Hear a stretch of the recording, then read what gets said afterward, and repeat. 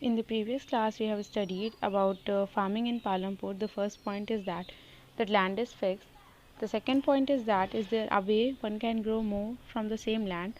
In today's class, we are going to study about the modern farming methods and also how the land is distributed among the farmers of Palampur. We have already studied that the farmers of Palampur can grow multiple crops. They used to do multiple cropping, and they can grow at least two main crops, and many of them are growing potato as the third crop. We know that to increase the production, we can do the multiple cropping on the same land, but there are other ways to increase the production, that is by using the modern farming method for higher yield. हमें पता है कि अगर हमें एक तरीका अगर देखा जाए, एक वे देखा जाए, तो वो प्रोडक्शन इंक्रीज़ करने के लिए है कि हम एक सेम लैंड पे जो है मल्टीपल क्रॉपिंग करें, बहुत सारे क्रॉप्स को ग्रो करें डिफरेंट डिफरेंट टाइम पे। और दूसरा वे ये है कि हम मॉडर्न फार्मिंग मेथड का यूज़ करें हायर यील्ड के लिए। ठीक है। Yield is measured as crop produced on a given piece of land during a single season. Till the mid 1960s, the seeds used in cultivation were traditional ones with relatively low yields. Traditional seeds needed less irrigation. Farmers used cow dung and other natural manure as fertilizers. All these were readily available with the farmers who did not have to buy them. एक given piece of land पे single season के time पे जितनी भी crop produce हुई है उसकी help से आप यील्ड को मेज़र करते हैं। मिड 1960s की अगर हम बात करें तो जो है कल्टीवेशन जो होता था वो ट्रेडिशनल तरीके से होता था, बहुत लो यील्ड होती थी, मतलब बहुत कम क्रॉप का प्रोडक्शन होता था। ट्रेडिशनल सीड जो है वो बहुत ज़्यादा इरिगेशन, बहुत ज़्यादा सिंचाई मांगते थे, और जो फार्मर्स थे वो फर्टिलाइज़र्स के लिए या अदर नेचुरल जो है काऊ डंग या फिर कुछ नेचुरल मैन्योर लेते थे फर्टिलाइज़र के लिए। और साथ ही साथ जो है वो जो भी चीज़ें थी वो बहुत ही आसानी से अवेलेबल थी और उन्हें किसानों को ख़रीदना नहीं पड़ता था। The Green Revolution in the late 1960s introduced the Indian farmer to cultivation of wheat and rice using high-yielding varieties of seeds. Compared to the traditional seed, the high-yielding variety seeds promised to produce much greater amounts of grain on a single plant. As a result, the same piece of land would now produce far larger quantities of food grains than was possible earlier. High-yield variety seeds, however, needed plenty of water and also chemical fertilizers and pesticides to produce best results. Higher yields were possible only from a combination of HYV seeds, irrigation, chemical fertilizers, pesticides, etc.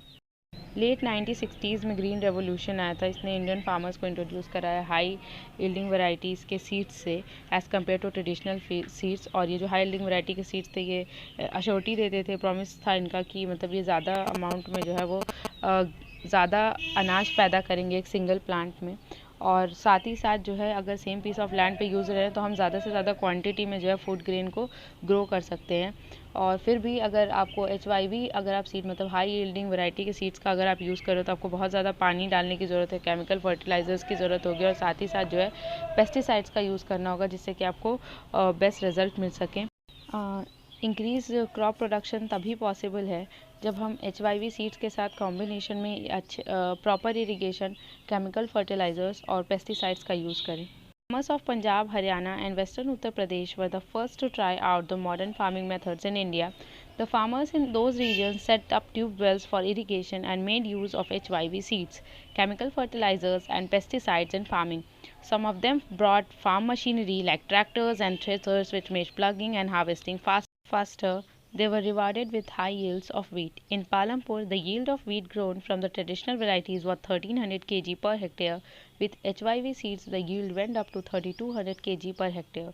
There was a large increase in the production of wheat. Farmers now had great amounts of surplus wheat to sell in the markets. Punjab, Haryana और जो western Uttar Pradesh है उसके जो farmers थे उन्होंने सबसे पहले जो है मॉडर्न फार्मिंग मेथड को ट्राई किया था। जो फार्मर्स थे इस रीजन के उन्होंने ट्यूबवेल्स लगा दिए थे इरिगेशन के लिए, और साथ ही साथ HYV सीड का केमिकल फर्टिलाइज़र और जो है पेस्टिसाइड्स के साथ जो है वो फार्मिंग कर रहे थे। और कुछ ने तो फार्म मशीनरी जैसे ट्रैक्टर और थ्रेशर होता है ये, जिससे कि प्लगिंग और हार्वेस्टिंग तेज़ी से हो सके, वो भी ख़रीद लिया था। इसका रिवॉर्ड इन्हें ये मिला कि इन्हें जो है वीट की जो गेहूँ की फसल होती है उसमें बहुत ज़्यादा जो है प्रोडक्शन हुआ था, बहुत ज़्यादा फसल उगी थी। पालमपुर में जो है अगर आप बात करो जो यील्ड की बात करो अगर आप बात करो कि एक गिवन पीस ऑफ लैंड पे जो क्रॉप प्रोड्यूस होती है तो अगर ट्रेडिशनल वैरायटी का हम यूज़ करें तो 1300 kg पर हेक्टेयर प्रोड्यूस हो रहा था, लेकिन जब HYV सीड का यूज़ किया तो जो यील्ड थी वो 3200 kg पर हेक्टेयर तक पहुंच गई, और जिसकी वजह से जो है प्रोडक्शन बहुत ज़्यादा इंक्रीज़ हो गया और फार्मर्स के पास अब बहुत ज़्यादा जो है सरप्लस वीट था मार्केट में सेल करने के लिए। Will the land sustain?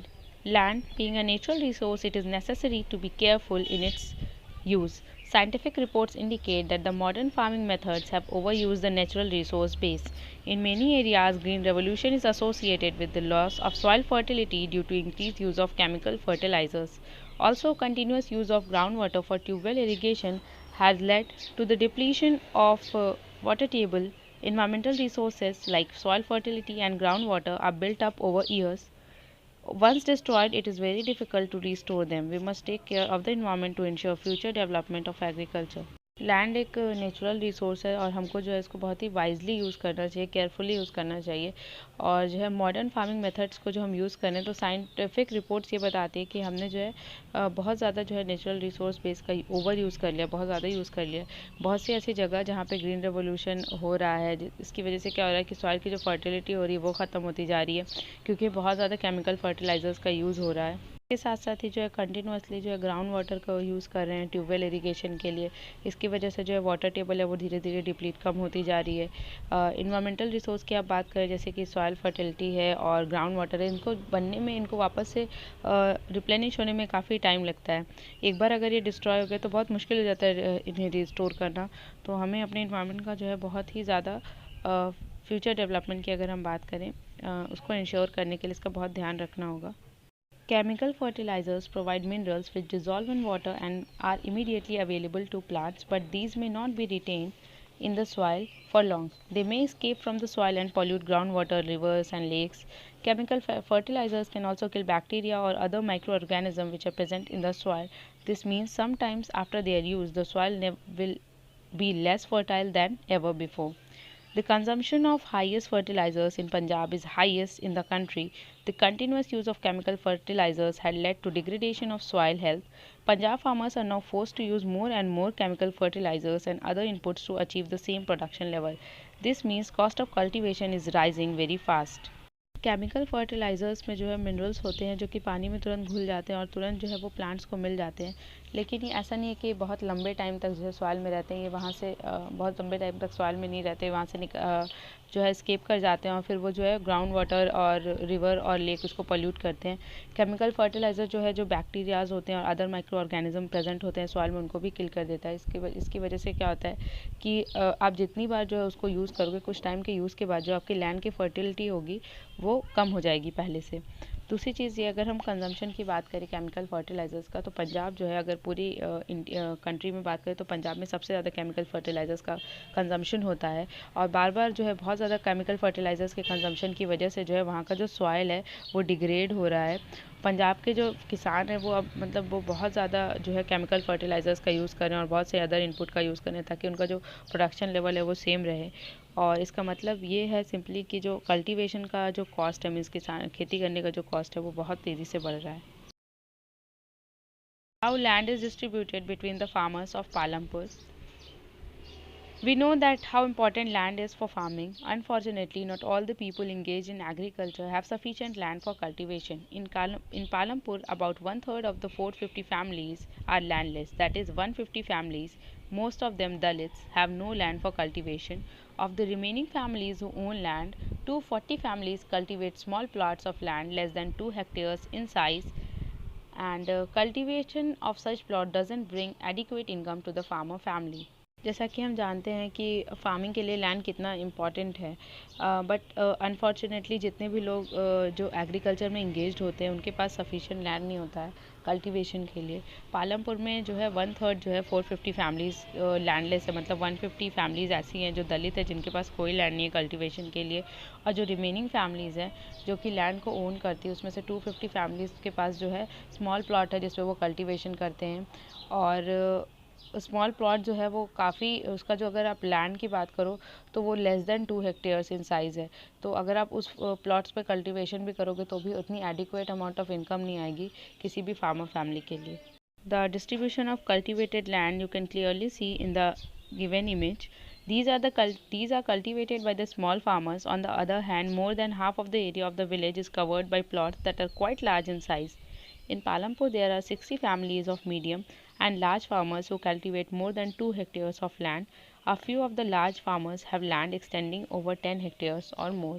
जो डिस्ट्रीब्यूशन है कल्टिवेटेड लैंड का पालमपुर विलेज में, वो इमेज में शोन है। इसमें जो स्मॉल प्लॉट्स जो स्कैटर्ड है, ये जो है स्मॉल फार्मर्स के थ्रू जो है वो कल्टीवेट किए जाते हैं, वो उनकी उसको कल्टीवेशन करते हैं। और अगर आप दूसरी तरफ बात करो तो जो हाफ एरिया है विलेज का, वो उन प्लॉट से भरा हुआ है जो कि काफ़ी बड़े हैं साइज़ में। और पालमपुर में टोटल 60 फैमिलीज़ हैं जो मीडियम साइज़ से हैं, और कुछ लार्ज फार्मर्स हैं जो 2 हेक्टेयर से ज़्यादा के लैंड का कल्टीवेशन करते हैं। और कुछ जो है वो कुछ फार्मर्स जो है उनके पास जो लैंड है वो 10 हेक्टेयर से भी ज़्यादा है। That's it for today's class. Thank you.